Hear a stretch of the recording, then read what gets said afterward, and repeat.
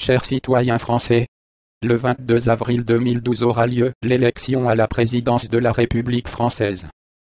À cette occasion, vous pourrez faire entendre votre voix de façon anonyme et peser dans l'avenir de notre société.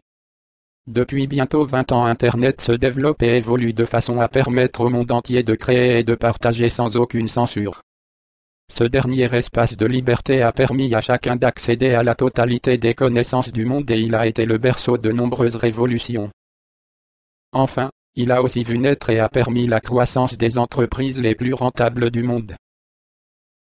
Malheureusement, ce libre accès à la culture et à l'information dérange les industriels et les politiciens qui ont régné sur le XXe siècle.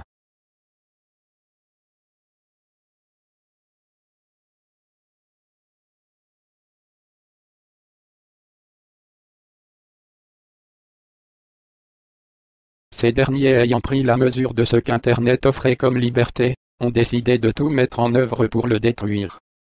Des lois comme la Hadopi, la LOPSI, l'ACTA ou encore le SOPA et le PIPA aux États-Unis sont autant de coups de poignard plantés dans le flanc des libertés d'expression, d'accès à l'information et de pensée.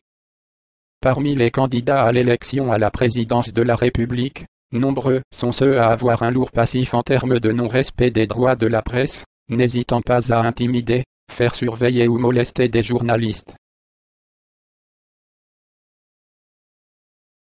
C'est quel média ça? Mais voilà, Jean-Marc de merde. J'espère qu'on va vous mater après la tranche parce que fouteur de merde, ouais.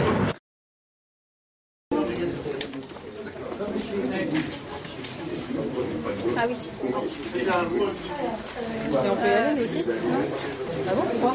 Bah parce que c'est quand même pas juste pas du PCA. Oui, je crois vient de passer. Oui, mais tous les autres médias.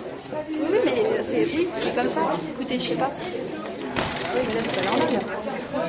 Bah c'est comme ça.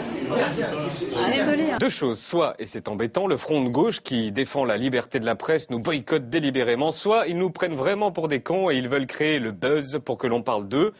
Mais non, encore une fois, on est parano. Mais bon, manifestement, quand c'est bien cadré, ils nous autorisent à entrer. Certains de ces candidats ont déjà exprimé leur dégoût vis-à-vis d'Internet, que ce soit en soutenant des lois liberticides ou en prêtant l'oreille au lobby des industries du cinéma, de la musique et des médias. En écoutant ce qu'ils ont, que eux écoutent ce que nous avons à leur dire, pour trouver un chemin pour un Internet civilisé. Ces derniers plus que tout cherchent à imposer à Internet le monopole qu'ils se sont garantis à la télévision, au cinéma, à la radio et dans les journaux. Pour convaincre les politiciens, ils basent leur argumentation sur la légende qui voudrait qu'Internet soit la cause de baisse de chiffre d'affaires dans les milieux artistiques. Les excellents résultats obtenus par le cinéma français ces dernières années est un des exemples permettant d'affirmer qu'il s'agit d'un mensonge. Ces personnes cherchent à vous réduire l'accès à la culture et à l'information. Si des gens comme eux sont encore au pouvoir dans les années qui viennent, l'Internet comme vous l'aimez, va disparaître.